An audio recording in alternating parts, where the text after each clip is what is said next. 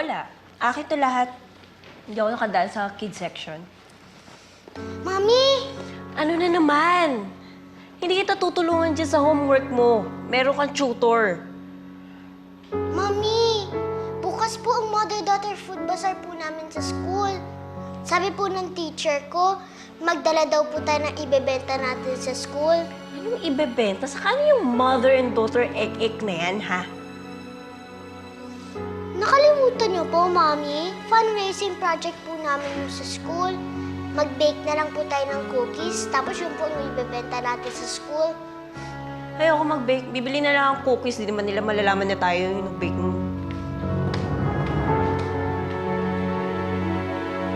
Ay, naku, ang sarap! Sige na, kuha na kayo. Malamig na yan. Ay, thank you.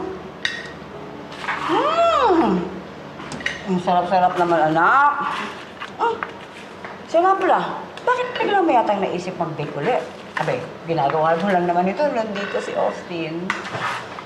Isipan ko lang ho. Tsaka naisip ko din.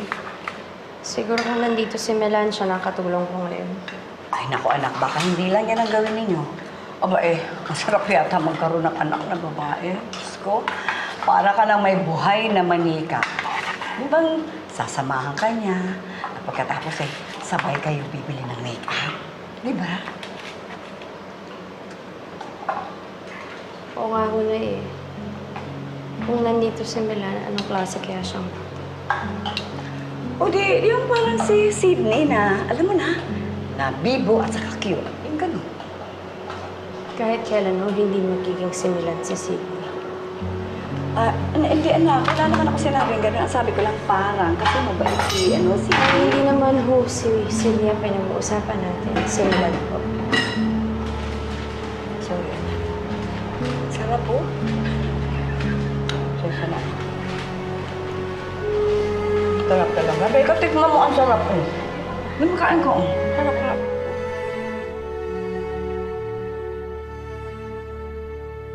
Sa lahat ng iba, bakit siya pa?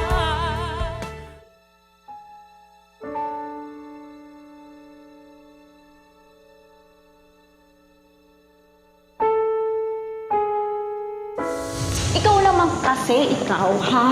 Bakit kasi ako pa yung pina-attend mo ng play mo? At sinabi mo pa kay Rom, wala tuloy ako nagawa. Mami! May pasalubong po ako. Wala. Akin to lahat. Sabi po ng teacher ko, magdala daw po tayo ng ibebenta natin sa school. Anong ibebenta? Saka yung mother and daughter egg na yan, ha? Sydney, di pa natutulog. Daddy, may flight po kayo ngayon? May flight nga ako ngayon. Kaya bukas na lang tayo magkikita, tapos diretso na ako sa bazaar mo sa school mo bukas. Okay? Daddy, mahal ba po ako ni Mami? Of course, mahal ka ng mami. Ba't mo naman natanong yun? Kasi po, sometimes ko lang po nafe-feel ang love niya sa akin. Kaya, sabihin ako sa'yo. Alam mo, anak, mahal na mahal ka ng mami mo. Minsan napapagalitan ka niya. It's only because she's correcting you. But she cares for you and she loves you very much. Okay. Tulog ka na, ha? Bilis naman. Sige, tulog ka na. Okay. Baba mo na ito. Dito ka, baba mo yan. Baba ka na. Yan. Okay? Gusto mo hawakan yan? Sige, hawakan yan, ha? Okay, good night. Love you. Love you.